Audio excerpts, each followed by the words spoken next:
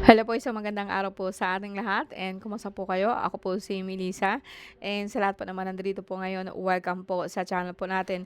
And guys, sa ngayon po, nasa pangalawang segment po tayo ng ating tawas taong 2026 and Gemini. So be reminded lang po na hindi lahat po ng Gemini ay may sakit.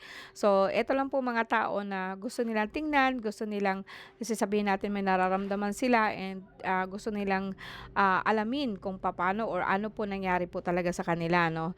So, gagamit po tayo ng tarot card pero bago 'yan 'no. So, I'm requesting na all of us 'no na makisabay po kayo sa dasal and let's bow our head and papasukin po natin ang ating Diyos Ama sa pamamagitan po ng pag-iisip po ng araw and na nakatutok po dito sa ating noo.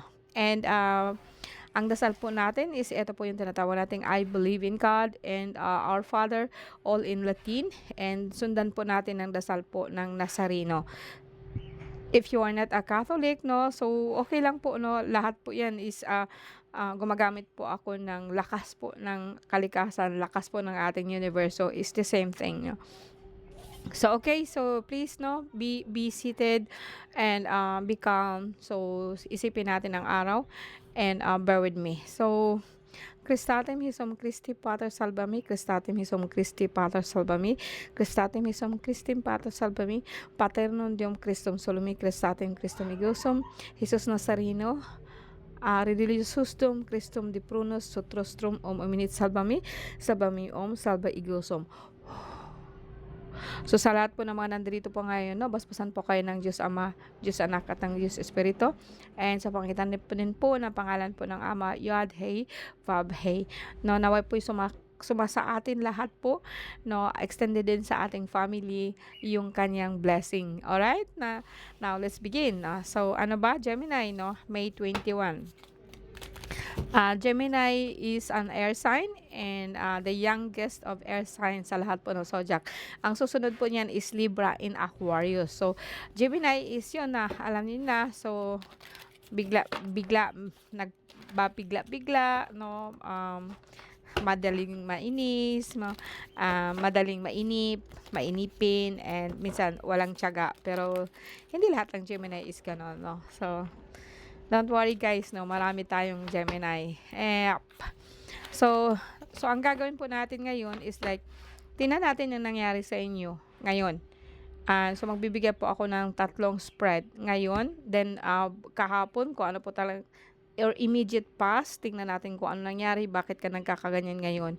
And then possible po na future po. No? And makikita po natin ang lahat sa tarot card. Gemini. May 21 and June 21. Okay. Ang daming nagugutom ngayon, no? So, alam niyo guys, yung sakit po na tinatawag po nating diabetes, no? Marami yan. Yung parang, yung bagang kailangan mo mag-diet, no? Mapipilitan ka kasi diabetic ka. But, I'm not saying that this is you. I'm just saying kasi, parang dito kasi, may nakita po ako, no? Parang, nag-aalala ka sa mga apo mo, no? Kasi sakaling may edad ka na po, no? Parang nag-aalala ka sa mga apo mo, no? And well, wala akong nakitang sakit dito maliban na lamang. So parang nagpipiot ba or sumisikip po ang inyong dibdib. And lastly, last time po nagpagamot na rin po kayo.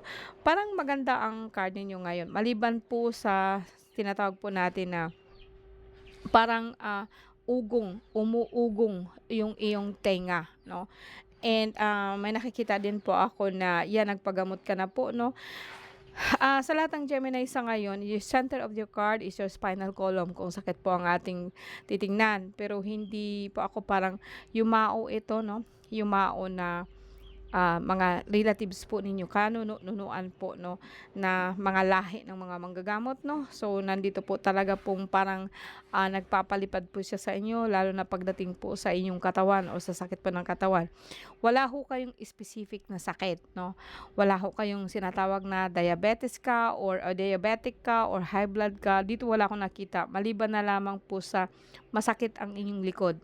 And sometimes po may nakita din po ako na parang relatives ho ninyo na nahingi ho ng tulong. Hindi na po ako magbibigay ng, um, ano ba, information about this kasi hindi niyo talaga maiintindihan 'to, but parang yung ugong na naririnig ninyo sa tenga, puwede siyang sabihin mo po na hangin, puwedeng sabihin po natin na dasal, pero kasi mga relatives mo 'to, eh, 'no, mga relatives mo na nagpapalipad hangin po sa'yo, 'no.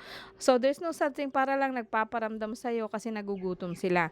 Okay, pangalawa dito, lalo ho sabihin po natin na nagugutom, sumasakit ang bewang niyo, lower back dito sa likod masakit ho siya, but hindi naman siya gano'n talaga kagrabe. I would say na minsan nagwo-worry ka sa mga anak mo about finances, 'no, kung okay sila, but for me, the center of your card is Knight of Vows, is a fox.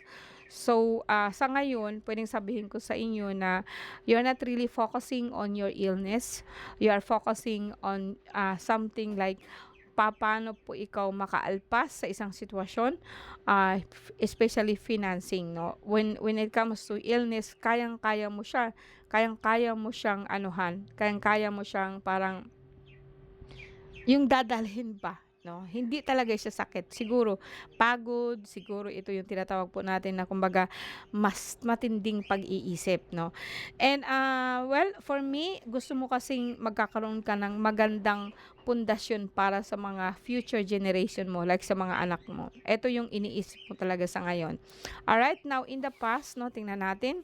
So, immediate past, 'no, hindi naman talaga yung tao na ang nakalipas. What I mean is like yung mga nakaraan mo, 'no, kung wala akong ano, ito ano lang 'to, pananakit ng tuhod, more on mental ang Gemini sa ngayon, 'no. Okay.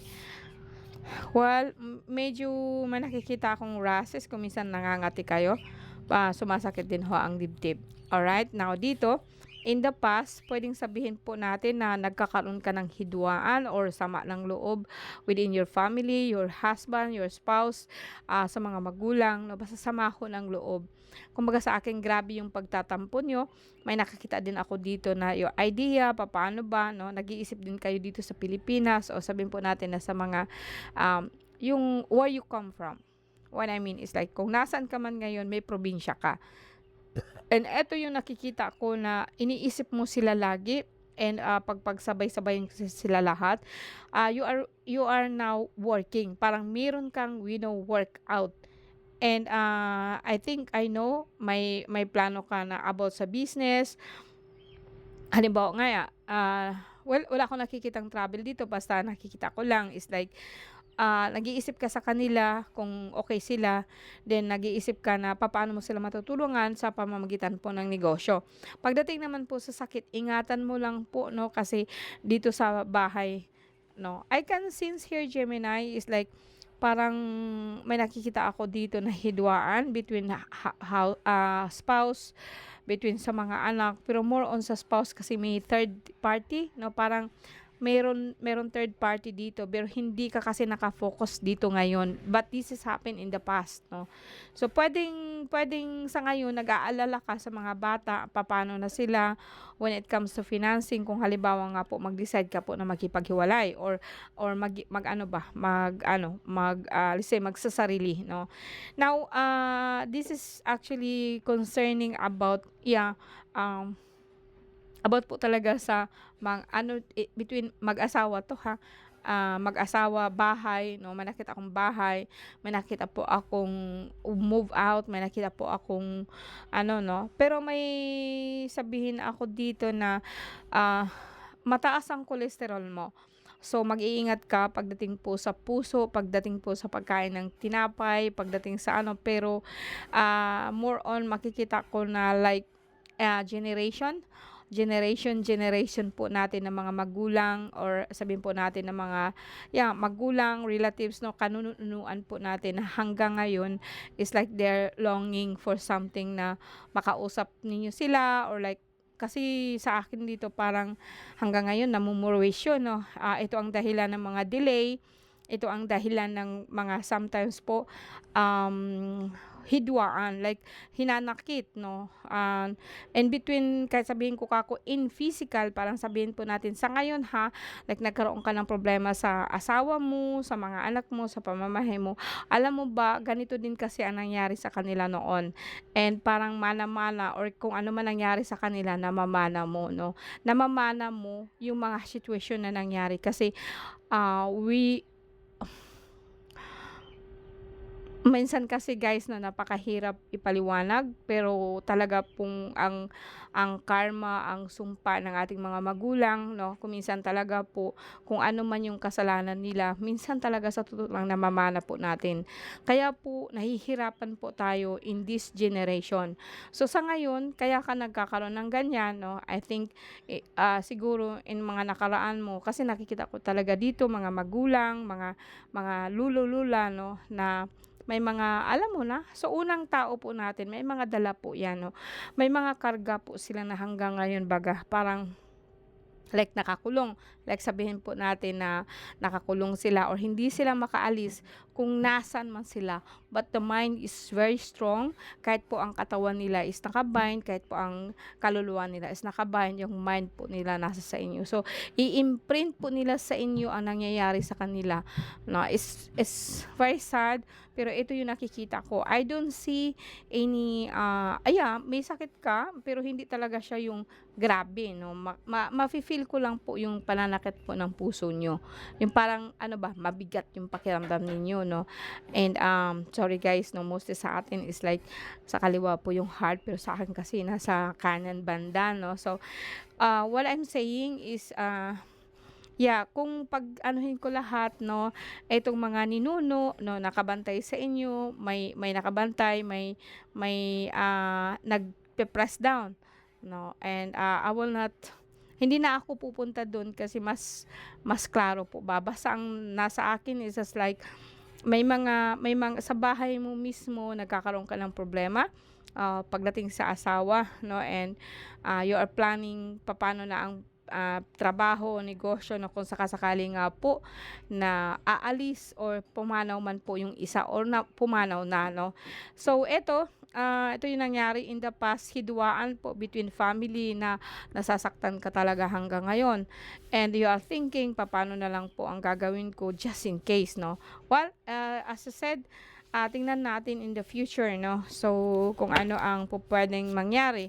Alam kong ang Gemini ngayon, medyo talaga pong may problema sila sa heart dahil nga po ang Gemini kasi mostly talaga sa isip, no. Grabe po kasi sila kung mag-isip. Okay, give me information about the future or immediate future po ng lahat po ng Gemini. Gemini is March 21 hanggang June 21.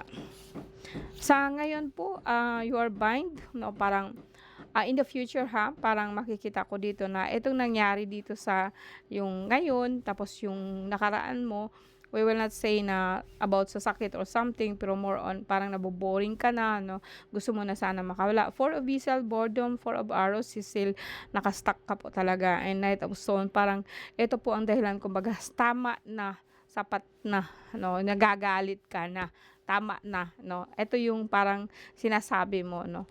And then, well, may nakikita po akong paglilipat po ng bahay. Medyo in the future, pagka itong stress patuloy po siya, so magkakaroon ka ng problema po sa kidney. So, talaga po masakit na po ang ating lower back, pero hindi talaga siya kidney, more on parang creatinine ba, no? And, pananakit talaga ng likod. Well, I would say, hindi ako, I know na dapat ingatan mo yung puso mo. Pero more on, I think, more on, harapin mo yung kung ano ngayon, and then para po maka-move on ka, para po makapag-desisyon ka kung ano po talaga, no. Don't look in the past, no. Like, say, alam ko, madaling sabihin yan. Sa mga tao po na hindi nila alam or hindi sila naniniwala sa mga ganitong bagay, no. Actually, what happened to us in our lifetime is just only pabalik-balik lang po yan. whether way sa ngayon physical dito sa third dimension natin o sabihin po natin sa mga nakaraan po natin na lifetime hanggang sa ma-realize mo kung ano ka, kung sino ka, and ano ba talaga.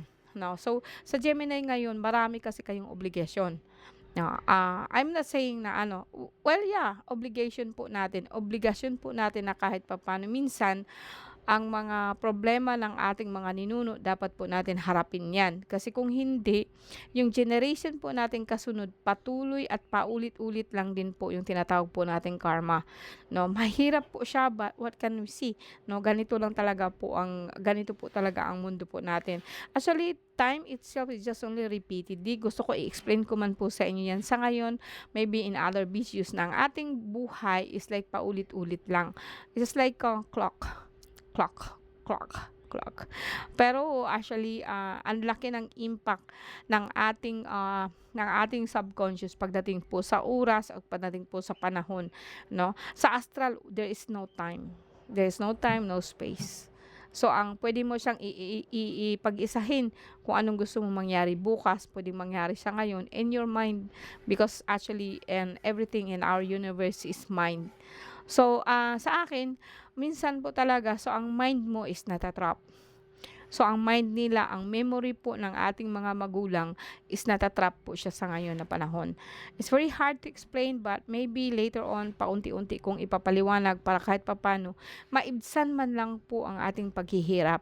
Lalo na sa atin, sa inyo po ng mga Gemini na kung saan you cannot move on, gusto mo sana sa ganito, ganyan, maraming nakabantay sa'yo, no? Kahit sa trabaho, no?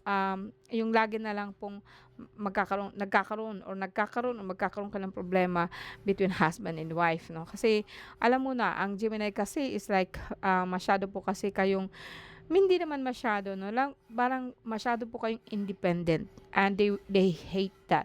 Sometimes po talaga yung paghihirap ng isang Gemini, sinasamantala po ng iba. No? And that's why you have to fight back kasi kung hindi, maulit at maulit po yan na pangyayari po sa inyo. Okay, that's it. No? Thank you guys sa lahat po ng sa Gemini po ngayon. Thank you very much for watching and have a good evening po or paggabi na kasi dito sa akin ngayon. Thank you. See you again next time po. Bye!